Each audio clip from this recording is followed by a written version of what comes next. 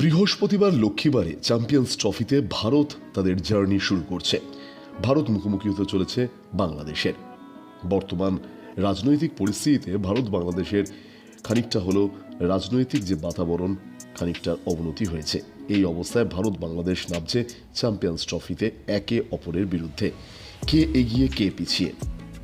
পরিসংখ্যান বলছে এখনো পর্যন্ত ভারত বাংলাদেশের মধ্যে মোট 41টি একদিনের ক্রিকেটে তারা মুখোমুখি হয়েছে। ভারত জিতেছে 32টিতে, বাংলাদেশ জিতেছে 8টিতে, কোনো রেজাল্ট হয়নি একটিতে। 2017 চ্যাম্পিয়ন্স ট্রফিতে ভারত হারায় বাংলাদেশকে।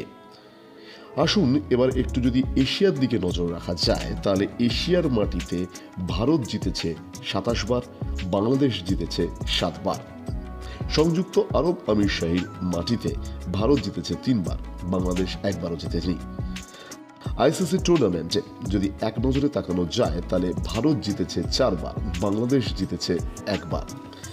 চ্যাম্পিয়ন্স ট্রফিতে ভারত একবার জিতেছে, বাংলাদেশ একবারও জেতেনি। এর পাশাপাশি ভারত বাংলাদেশের মধ্যে সবথেকে বড় ব্যবধানে জয় ভারত কবে পেয়েছে? হ্যাঁ, 2022 সালে চট্টগ্রামে ভারতের সবথেকে বড় জয় ছিল বাংলাদেশের বিরুদ্ধে, 227 রানে জয়। অন্যদিকে বাংলাদেশের আবার ভারতের বিরুদ্ধে সবথেকে বড় জয় হয়েছে মিরপুরে 2015 সালে, 79 রানে জয়। সবকিছু মিলিয়ে ভারত বাংলাদেশের মধ্যে এখনো পর্যন্ত 41টা একদিনের ক্রিকেটে ভারত জিতেছে 32 বার।